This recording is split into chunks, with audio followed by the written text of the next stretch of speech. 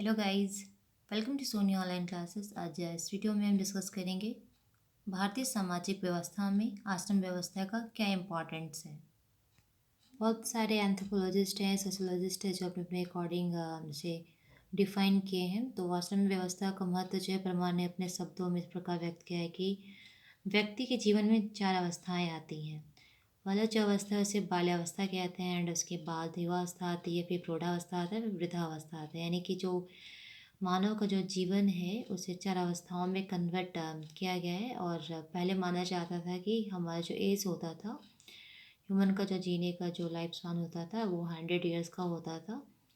And ये चार अवस्थाएं से 25-25 साल में से कन्वर्ट कर दिया गया था। यानी कि बाल्यावस्था को 0 से 25 साल तक रखा गया था, एंड 25 से 50 युवावस्था, एंड 50 से 75 प्रौढ़ावस्था, एंड लास्ट में 75 से 100 वृद्धावस्था। ऐसे से लाइफ को 4 पार्ट्स में कन्वर्ट किया गया था। तो बाल्यावस्था में व्यक्ति में अनंत शक्ति होती है, किंतु अनुभव का अभाव होता है। एंड जब आप युवावस्था में आते हैं, यानी सेकेंड जब फेज में आते हैं, तो सृजन की शक्ति होती है लेकिन अल्हड़पन रहता है। एंड लास्ट थर्ड जो आपका नेक्स्ट जो आपका है प्रौढ़ावस्था, इसमें अनुभव रहता है किंतु शक्ति का ह्रास प्रारंभ हो जाता है। व्यक्ति स्वाभाविक रूप से अंतर्मुखी हो उठता है। अतः यह जीवन को समुचित रूप से व्यवस्थित करने के लिए इस बात की आवश्यकता रहती है कि बालक की उन्नत शक्ति को अनुभवी हाथों द्वारा यथोचित ज्ञान प्रदान करके उचित शिक्षा, उचित दिशा में मोड़ा जाए, उसे उचित शिक्षा दिया जाए, सही गाइडलाइन दिया जाए। वह के अल्हड़पन को संयम बैलेंस करने के लिए स्वस्थ सृजन की ओर प्रेरित किया जाता है। प्रौढ़ के शक्ति ह्रास को संयम के कठोर बंधनों को रोककर उसे अनुभव का समाज को यथेष्ट लाभ दिलाया जाए। वृद्ध के जर्जर शरीर में आत्म शक्ति का वह स्रोत प्रस्फुटित किया जाए जिसमें निमज्जित होकर समस्त मानव शांति का अनुभव कर सके। भारतीय समाज जो दिष्टाएँ हैं जीवन की, इन्हीं अनिवार्य आवश्यकताओं की वैज्ञानिक व्यवस्था को आश्रम व्यवस्था के रूप में प्रस्तुत किया गया था।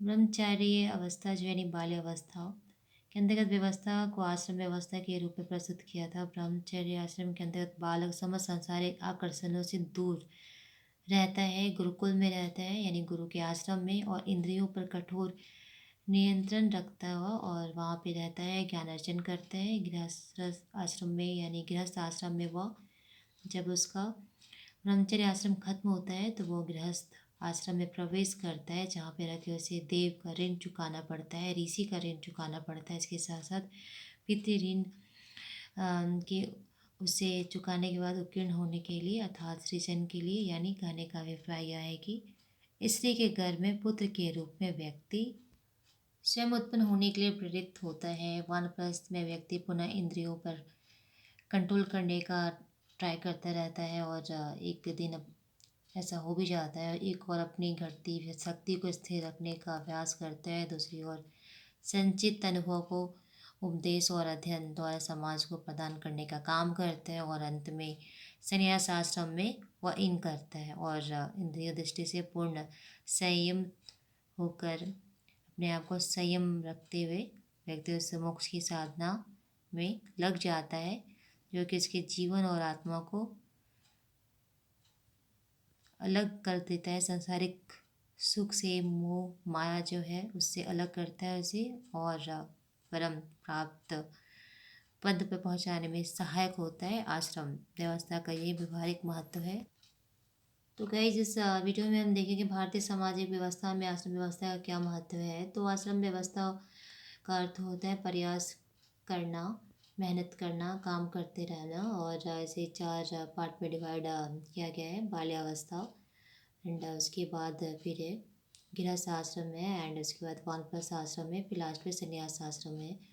बाल्यावस्था में रह कर हम अपने इंद्रियों पर नियंत्रण रखते हैं, और जो भी गुरुकुल में जाकर गुरु आश्रम में जाके हमें शिक्षा दिया जाता है, शिक्षा दीक्षा हम ग्रहण करते हैं।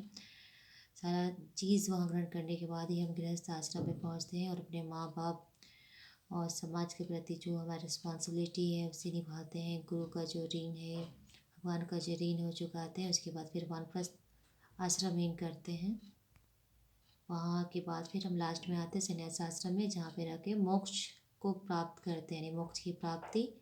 ऊपर तीनों का जो आश्रम व्यवस्था है उसे कंप्लीट करने के बाद ही हमें मोक्ष की प्राप्ति होती है। फिर मिलते हैं वीडियो में नई टॉपिक के साथ। जय हिंद।